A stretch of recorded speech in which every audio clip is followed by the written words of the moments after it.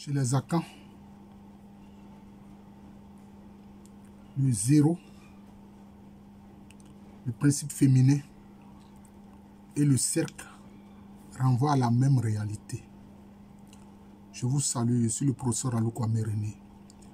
Alors, les peuples Akans les plus connus sont les Ashanti et puis les Baoulés.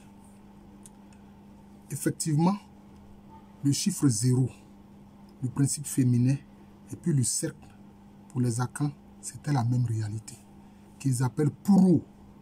En langue tui, la langue par excellence des Akans, dont l'Ashanti est une variante, on dit Puro. Mais en langue agni, on dit Puroué, c'est la même chose.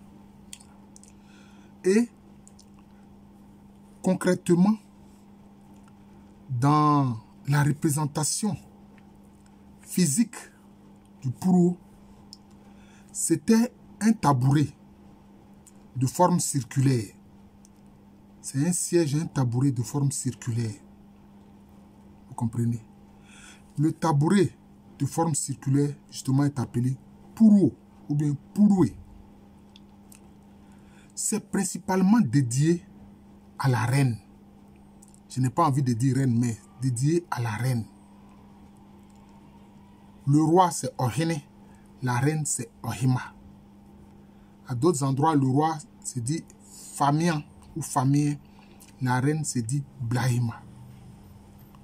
Et ça renvoie aux deux principes.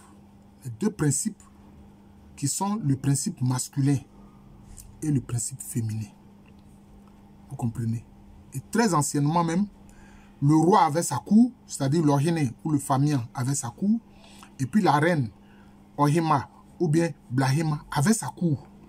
C'est avec le temps que bon, la cour, disons, de la reine a commencé à prendre moins d'importance. Mais elle est restée la conseillère principale du roi. Et celui-ci était tenu de l'écouter. Il y a eu des rois dans l'histoire qui n'ont pas voulu écouter la reine. Ils ont été déposés. Ils ont été déposés. C'est le cas du roi Kofi Karikare des Ashanti, qui a été déposé autour de 1874-1875. Vous comprenez? Donc c'est ça. C'est ça. Le 0, le principe féminin, le cercle, le Puro, pour les Akans, c'est la même chose.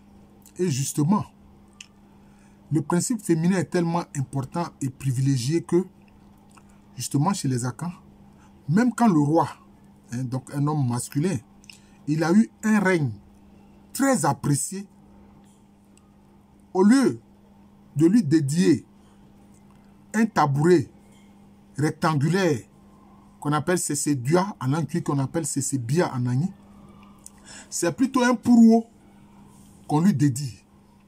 Parce que le principe féminin, c'est celui de la vie.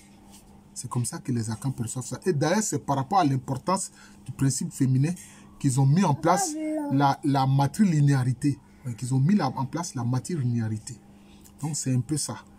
Voilà, c'est ce qu'il faut retenir. C'est un des aspects culturels très importants, justement, des Akans. Voilà, il faut saluer les gens. C'est comme ça. Voilà, merci et bonne journée à vous.